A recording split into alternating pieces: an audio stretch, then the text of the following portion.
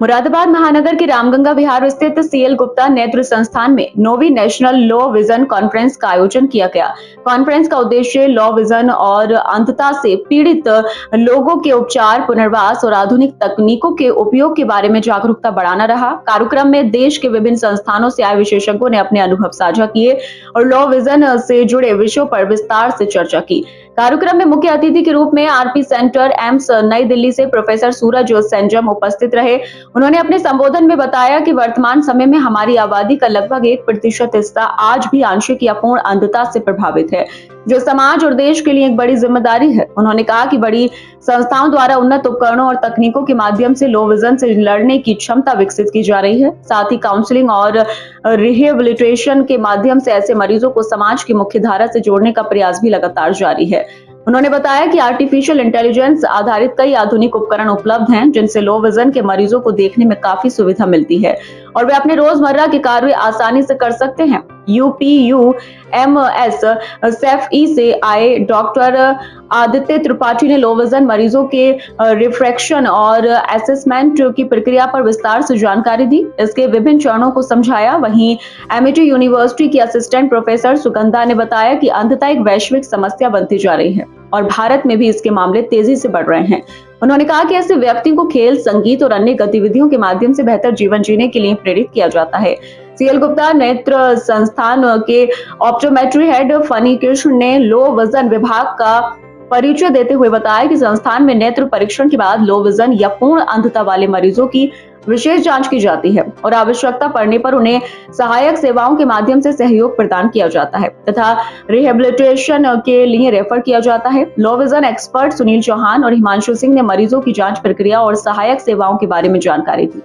संस्था की special educator आसमा ने काउंसलिंग की भूमिका पर प्रकाश डालते हुए कहा कि मरीज के साथ साथ उसके परिवार की काउंसलिंग भी बेहद आवश्यक है। कार्यक्रम के दौरान कौशिक और कतिया ने लो विजन से जुड़े आधुनिक उपकरणों का डेमोन्स्ट्रेशन भी दिया। संस्था की चेयरपर्सन डॉक्टर आशिक खुराना ने बताया कि संस्थान में लगभग 2000 मरीजों का उपचार चल रहा है, जिनमें से कई को रिहेबिलिटेशन से जोड़ा गया है। कार्यक्रम का संचालन ऑप्टोमेट्रिस्ट आफरीन ने किया, जबकि ट्रस्टी श्रीमती शिखा गुप्ता ने दीप प्रज्वलन कर कार्यक्रम का शुभारंभ किया।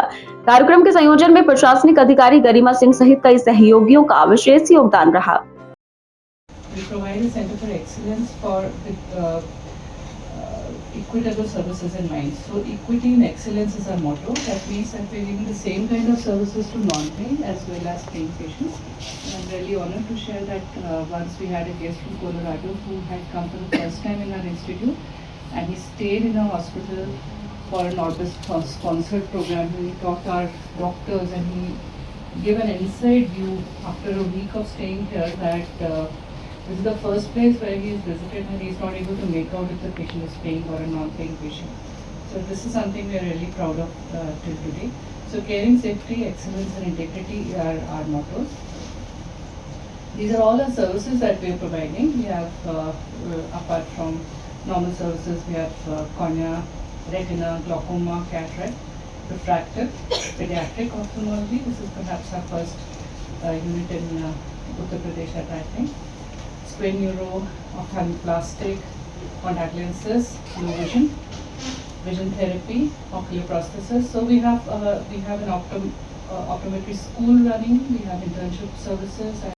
करते हैं और उससे जो हमें दिशा निर्देशन प्राप्त होते हैं और जो मोटिवेशन मेरे स्टूडेंट्स के अंदर, मेरे स्टाफ के अंदर रहता है, उसके लिए मैं आपके दिल से आभारी हूँ।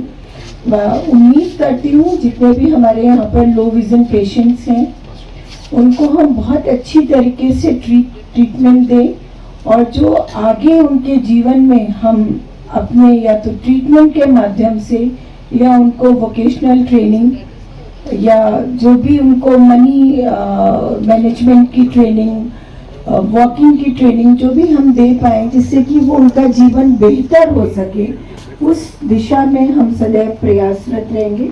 जैसे कि आपको बताया कि मैं एक एनजीओ भी रन करती हूँ प्रोजेक्ट स्नेक के नाम से, वो भी इस संस्थान की ही देन है। जब मैं अपने इस इंस्टीट्यूट में बहुत से ऐसे पेशेंट को देखती थी कि जो जिनका फर्दर ट्रीटमेंट नहीं हो सकता, तो दिल में कुछ ऐसी ललक उठी कि उन लोगों को हमें किसी तरीके से सपोर्ट करना चाहिए।